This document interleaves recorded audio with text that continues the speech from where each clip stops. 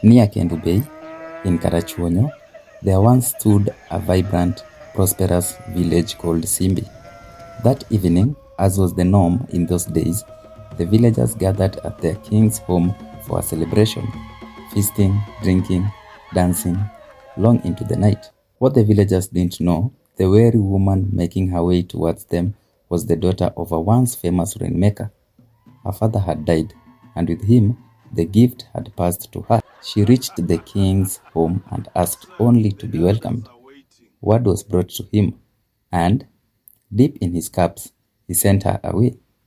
She pleaded once more, but her cries fell upon deaf ears. Then, at the king's command, the drunken villagers drove her from the celebrations, shouting, cheering, chasing her into the dark. She turned and walked back into the night, just as she had come. But lurking nearby was a widow, who had overheard the stranger's humble request. Something in her stirred, compassion where the village had shown none. Secretly, she went after the stranger and brought her home, sharing her food and offering her a place to sleep alongside her own children. The stranger promised she would leave before dawn, so that no one would ever know. I would find shelter tonight. Morning came, but the sky was still dark.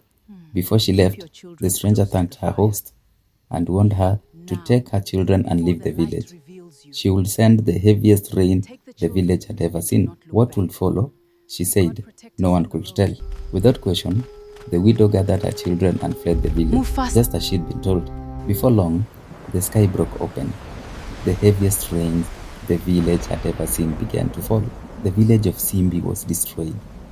Every living thing within it perished, swallowed beneath the rising water. Neighboring villages gave the new lake a name, Simbi Nyaima, the village that sank. To this day, it has no known inlet or outlet. No rivers feeds it, none drains it. Locals believe its water holds medicinal value, and from its shores, a salty stone called bala is still gathered for cooking. A quiet reminder: what you refuse to give freely may be taken from you by force. Want more on the traditions that still shape Luo life today, like marriage customs? Full breakdown linked in the first comment. This has been Echoes of the Luo. Thank you.